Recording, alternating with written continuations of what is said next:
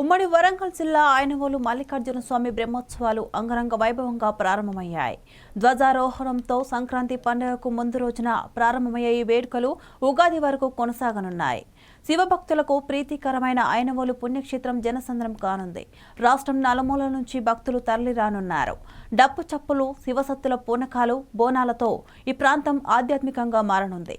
స్వామివారికి పట్నాలు వేసి మొక్కులు తీర్చుకునేందుకు వచ్చే భక్తుల కోసం అధికారులు అన్ని ఏర్పాట్లు చేశారు.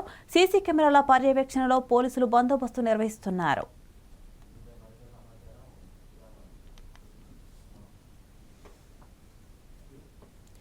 దీనిపై మరింత సమాచారం మా ప్రతినిధి సుధాకర్ అందిస్తారు. సుధాకర్, చెప్పండి.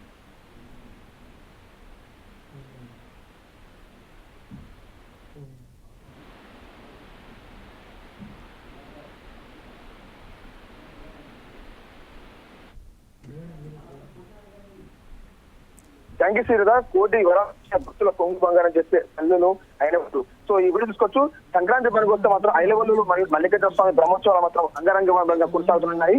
తెలంగాణ రాష్ట్రం నుంచి వెళ్ళి ఎటు చూసిన భక్తులు మాత్రం ఐనవోలు మల్లికార్జున స్వామి దర్శించడం మాత్రము ఈ జాతర మొత్తం 3 రోజులు కొనసాగుతుంది. ఈ నేపథ్యంలో మాత్రం తెలంగాణ రాష్ట్రం నుంచి వెళ్ళి ఎక్కడ ఉన్న ప్రజలు మాత్రం ఖచ్చితంగా ఐనవోలు మల్లికార్జున స్వామి దర్శించడానికి మాత్రం జనాలు చూపెడుతూనే ఉంటారు. అయితే జాతర 3 రోజులు కొనసాగుతున్న నేపథ్యంలో మాత్రము ట్రాన్స్జెండర్స్ అండ్ హెజ్జాలు ఎవరున్నారో వాళ్ళు 3 రోజుల ముందే అక్కడ వచ్చేసి మాత్రం అక్కడ పట్టాలు వేస్తూ ఆ దేవుడికి తమ యొక్క పూజలు చేస్తూ ఆ పట్టాలలో వాళ్ళ కూర్చొని మాత్రం పూజలు చేస్తున్న నేపథ్యం కనబడుతుంది. ఒకటే అనుకోవచ్చు, ట్రాన్స్జెండర్ అంటే హిజ్జాలు ఎక్కడ ఉన్నారో ట్రాన్స్జెండర్ శివసత్తులు వీళ్ళందరూ వచ్చేసి ఈ 3 రోజులు మల్లికార్జున స్వామి దేవాలయాలు అక్కడ ఉంటూ మాత్రం భక్తులకు వీళ్ళ యొక్క పూజల ద్వారా వీళ్ళ యొక్క పాటలతోటి వచ్చే భక్తులను ఆకర్షించే విధంగా కూడా ప్రయత్నం చేస్తారు.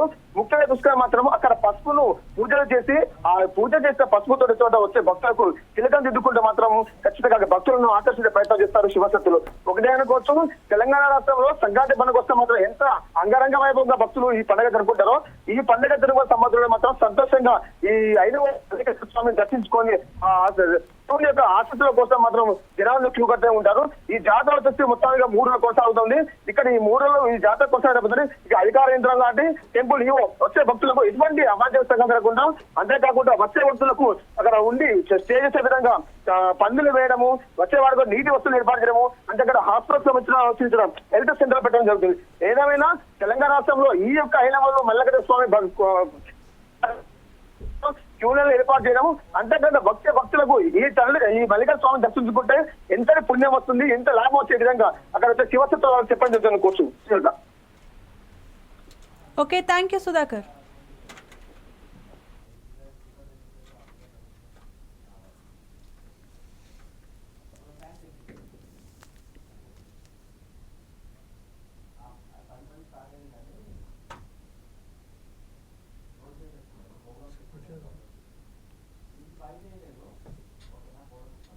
మన ఆడియో